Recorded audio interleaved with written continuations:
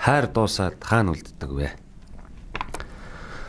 Олон сая горхины хэлээр чи надтай ярьж ойлгох гэхдээ би голын эргийн ширэг дээр урсгал ширтэн.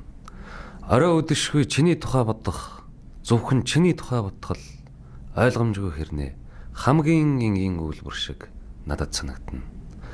Налд суугаад мөрийг минь түшээд зүрмэлдэг бол сайхан даа гэд санаа алдахад минь чи сэтгэл дотор минь том засан ширхэг болж хөндөрлөн. Намар гэвч бодол дотор хоргодон навцаас сэржигнүүлэн ойлно. Чимээр уулсыг манан тэрвэрх мэт чиний бодолд би тэрвэрүүлж болдгоо юм уу?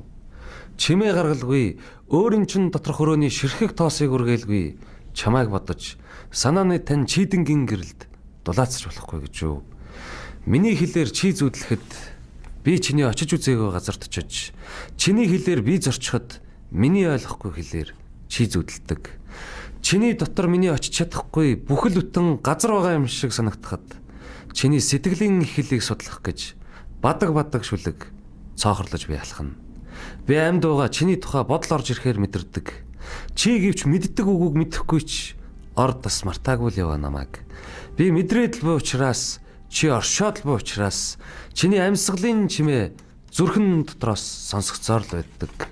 Хүн зөвхөн үхэж биеэ сольдог буюу хүрч чадахгүй хүн дүр минь харж игцлэшгүй хан хэрэм минь хайр дуусаад хаана үлддэг юм бэ?